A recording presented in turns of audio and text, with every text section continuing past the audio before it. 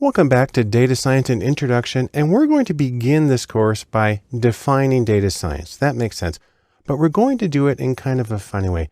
The first thing I'm going to talk about is the demand for data science. So let's take a quick look. Now, data science can be defined in a few ways. I'm going to give you some short definitions. Take one on my definition is that data science is coding, math, and statistics in applied settings. That's a reasonable working definition.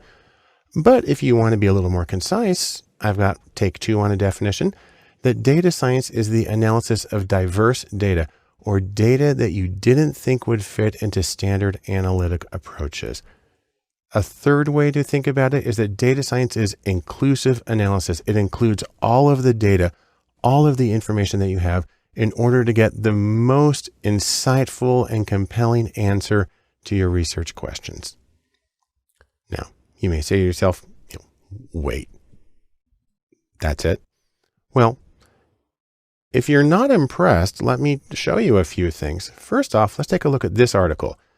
This says, Data Scientists, the Sexiest Job of the 21st Century. And please note that this is coming from Harvard Business Review. So this is an authoritative source, and it's the official source of this saying that data science is sexy. Now, again, you may be saying to yourself, sexy? I hardly think so. Well, oh yeah, it's sexy. And the reason data science is sexy is because first, it has rare qualities, and second, it has high demand. Let me say a little more about those. The rare qualities are that data science takes unstructured data, then finds order, meaning, and value in the data. Those are important, but they're not easy to come across. Second, high demand. Well, the reason it's in high demand is because data science provides insight into what's going on around you.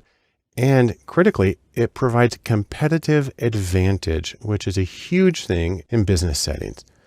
Now, let me go back and say a little more about demand. Let's take a look at a few other sources. So for instance, the McKinsey Global Institute published a very well-known paper, and you can get at it with this URL.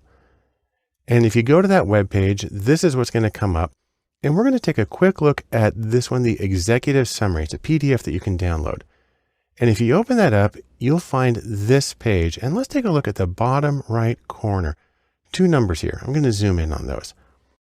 The first one is they are projecting a need in the next few years for somewhere between 140 and 190,000 deep analytical talent positions. So this means actual practicing data scientists. That's a huge number, but almost 10 times as high is 1.5 million more data savvy managers will be needed to take full advantage of big data in the United States. Now, that's people who aren't necessarily doing the analysis, but have to understand it, who have to speak data. And that's one of the main purposes of this particular course, is to help people who may or may not be the practicing data scientists learn to understand what they can get out of data and some of the methods used to get there. Let's take a look at another article from LinkedIn. Here's a shortcut URL for it. And that'll bring you to this webpage, the 25 hottest job skills that got people hired in 2014. And take a look at number one here, statistical analysis and data mining, very closely related to data science. And just to be clear, this was number one in Australia, in Brazil, in Canada, in France, in India, in the Netherlands, in South Africa, in the United Arab Emirates, in the United Kingdom, everywhere. And if you need a little more, let's take a look at Glassdoor, which published an article this year, 2016, and it's about the 25 best jobs in America. And look at number one right here. It's data scientist. And we can zoom in on this information. It says there's going to be 1,700 job openings with a median base salary of over 116,000 and fabulous career opportunities and job scores. So if you want to take all of this together, the conclusion you can reach is that data science pays. And I can show you a little more about that. So for instance, here's a list of the top 10 highest paying salaries that I got from US News. We have physicians or doctors, dentists, and lawyers, and so on. Now, if we add data scientists to this list using data from O'Reilly.com, We have to push things around the side, and it goes in third with an average total salary, not the base that we had in the other one, but the total compensation of about $144,000 a year. That's extraordinary. So, in sum, what do we get from all of this? First off, we learn that there is a very high demand for data science. Second, we learned that there is a critical need for both specialists, those are the sort of practicing data scientists, and for generalists, people who speak the language and know what can be done.